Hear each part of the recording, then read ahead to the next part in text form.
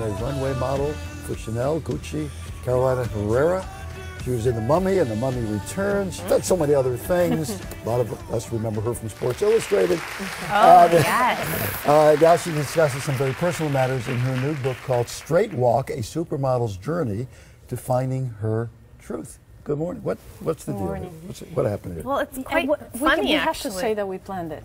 Yeah, we did. It's like, where do It's I look? actually a meaningful color. It's very as meaningful. we were discussing. What is the meaning of, what do you call this? They use it for Spirit Day. Is it just called purple? It's purple. Okay. It's very calming, but it's also for young teenagers that commit suicide because they can't accept they're gay. And purple is the color for that. And it's also the color for that, and also for Alzheimer's. Yes. So, these things don't happen by coincidence. There's not such a thing. Yes. So I'm glad that we're sharing it today. You've written your book, and pretty open in your book about things starting in Venezuela. Yeah. First of all, where you come from, your people. Talk about that.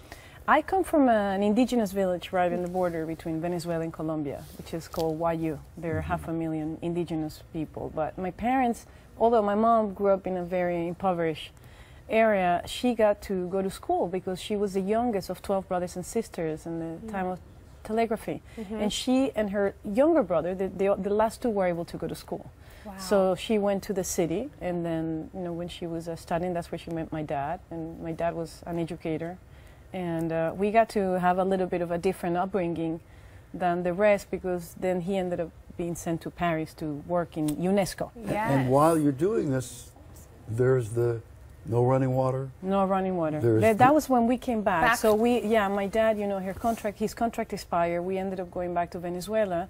And it's difficult to go live where you have all of the everything. conveniences and then go back. Absolutely. It's like if you see and then you lose your sight. I mean, and so all of a sudden we went back and lived in this building on the 15th floor with no running water. The elevators didn't work, so we had to carry the buckets of water upstairs. And for me, though this is a reality that a lot of people in South America live on a daily basis, it just created this desire of working and succeeding and studying in the rest of the children in the family. Well, I think it's important to point out the success you've had and the journey you've had in your life. You've never forgotten where you've come from. So no. Yeah, I think exactly because of this is the reason. Yeah. It's almost like if I got to make $30 a month, that was going to pay water for the whole building. That's why I ended up going to college, but then I got offered to go work as a model in Milan. And for me, if I was going to send those $30, that was going to save basically the whole building. Do you so still that's have what that? Drove me. You still have that within you? Is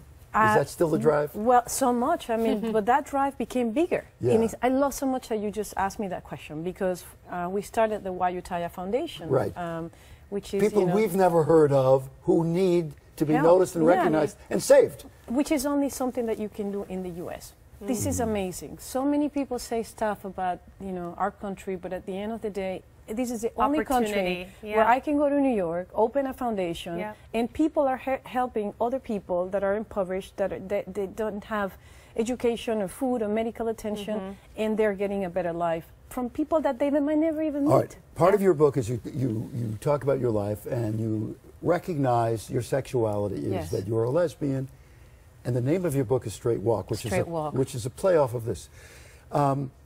In the world in which you live, that's not the strangest thing on earth. No. In the world from which you come, it is. Can you address that? Well, you see, we live in Los Angeles. It's very normal. We have children. There are all types of families. It's very, very normal. But certainly in our countries and the Hispanic community, it doesn't. And even here in the U.S. is something that we're still far away from making it a part of our day-to-day lives and making it, as we call, normal. So for me, if I can start a dialogue and if I can just show by example and just inspire people to live their truth, whatever that truth might be, then that means I'm doing the job. And that's the only reason why I was so open in candid in your book. Yeah, and showing all my mistakes and all do people say to you, oh, Patricia, we love you, you're great. Why did this happen, right? What is your answer? My answer is that I have a family, and we have to live by example.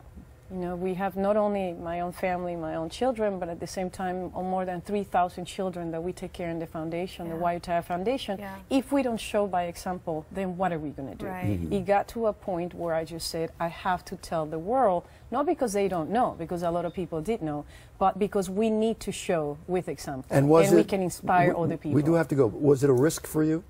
It's a risk professionally, yes, because I'm an actress, and we're supposed to be canvases, you know. So now every time they'll see you, they go, "Well, but she's can we really see?" But that is only going to push me to work harder at my craft. Good person. Thank you. Thank you for coming in. Thank you so much. Thank you. Thank you. Again, the book is called Straight Walk. Patricia Velasquez, thank you very much.